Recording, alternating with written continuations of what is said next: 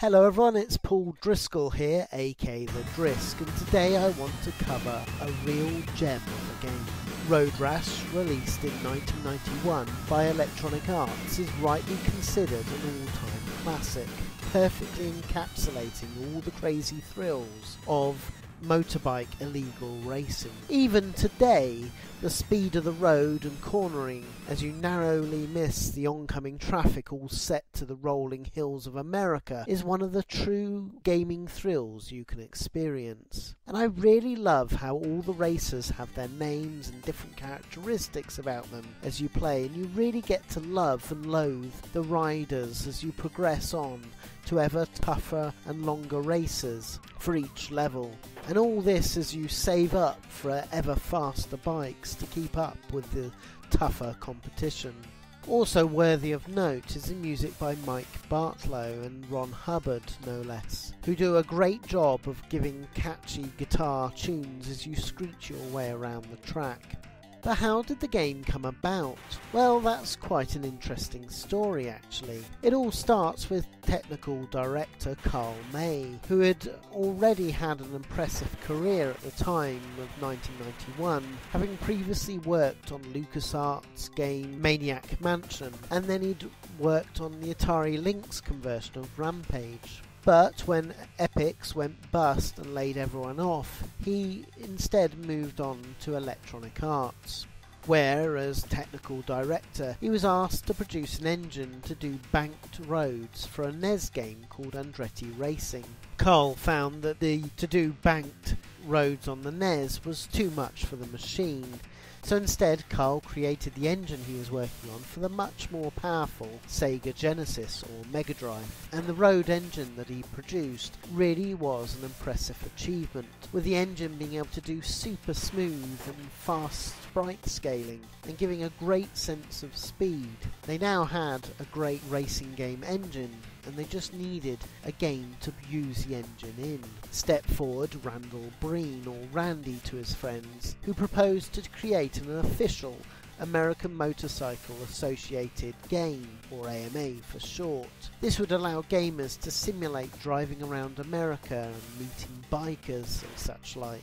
From day one, they decided to call the game Road Rash, and a demo was put together to test case the game that would be shown at the Consumer Electronics Show of 1990. But the team working on that demo with Randy were concerned, because Randy was insisting on making the game a simulator of riding motorbikes, and with the AMA license that meant the game was simply dull, with the gamer forced to follow speed limits and constraints of everyday life.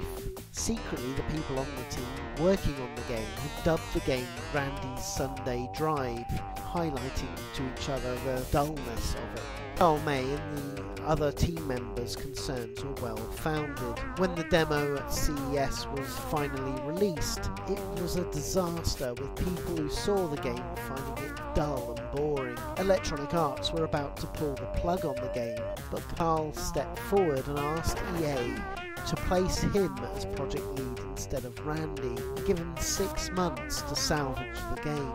EA, much to Randy's dismay, agreed, and the team set about to try and make the game fun, ousting Randy in the process from being involved on anything gameplay related.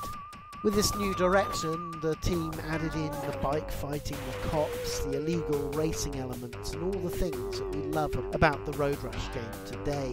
But as you'd expect, the relationship between Carl and Randy was bitter to the end, with Carl, who was left on producer of all things apart from the gameplay itself, using his power to actually remove Carl's name from the box credits and instead place himself on the box instead. Still, despite the bitter and vengeful rivalry, the team had produced an amazing game, and it's one to be very proud of. So all in all, this is a racing classic that does an amazing job to get the adrenaline pumping as you race and punch and kick your way through to the finish line. So that's what I think of the Megadrive game, but what did reviewers back in the day think of it? Well, GamePro in the US gave the game 10 out of 10, saying, "It's great." So listen up, Squid, get this game, put on your leathers, I'll see you at the starting line. Get a good look at my face, you'll be seeing the back of my skid lid for the next 10 miles. Loser buys breakfast at Alice's. And hey, it's a game. Never ride like this, but hey, you knew that. Computer and Video Games gave the game 91%, saying, the 3D effect, though not silky smooth, is fast and sufficiently convincing to make you think you're rocketing up the road at 140 miles per hour, and the crash effects are excellent. Run into the back of a car at high speed, and both you and the bike are catapulted over the bonnet, and while you're lying stunned by the roadside, the car is bouncing the bike further up the road. Road Rash makes all other race games seem like a crashing bore, so try it out and buy it. Mean Machines magazine gave the game 91% as well, saying, well hey, motorbikes, irresponsible road behaviour and loads of foul play. Ingredients guaranteed to bring a grin to my weathered chops. And Road Rash combines them all to produce a truly thrilling racing game which sets your pulse racing. The utterly convincing 3D graphics are incredibly speedy, and the road twists and turns over the stomach-churningly realistic hills. Razor-sharp reflexes are required to ensure you don't hurtle nose first into a hedge, fly uncontrollably off the top of a hill and crash into a tree or smash into an oncoming car. Don't be put off by the fact that there's only 5 tracks. They're all pretty long and they get very tough on later levels, with loads of manic riders and mad drivers. And don't forget there are 8 new bikes to save up for, if like me you're a speed psycho looking for a sheer out-and-out adrenaline-surging action.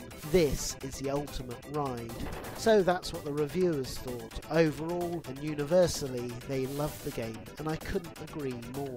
So although the Megadrive version is the original and the best version of the game in my opinion, the game was host to some fantastic ports of the game as well. The Sega Master System and the Game Gear versions by Probe does an amazing job with an amazing sense of speed on the humble 8-bit console, and it's actually a great fun game in its own right, and contains all the elements that made the original so good. Likewise, the Amiga Atari ST version is also great, with crisper graphics and a good sense of speed, and a great rendition of the soundtrack. The only downside to the conversion is the long disk load times, and also the lack of the second button, meaning that you have to push up on the joystick to accelerate. The Game Boy version by Ocean is a version perhaps asking too much from the little tyke really, with the game draw distances being, as you expect, quite poor and making it a game more about luck than skill at times. Having said that, despite the graphics looking simply horrid, when you consider the hardware it's running on, it really is quite a technical marvel really. The Game Boy Color version is a much better prospect. It looks and runs really well, and makes quite a fun little version of the game for you to play. I should also note that Road Rash appeared on the EA Replay pack on the PSP, which has Road Rash upon it. But really this is a complete travesty, with the music bizarrely being replaced and only one single tune that gets repeated on all the tracks gets played. I assume it must be some kind of licensing issue, but it really is quite insulting that they couldn't get it sorted, or at least give you more than one tune to play the game to. So there you go, it's a top game on any version that you play really, well apart from the PSP, so track down and replay this beauty today. So until next time, see you later.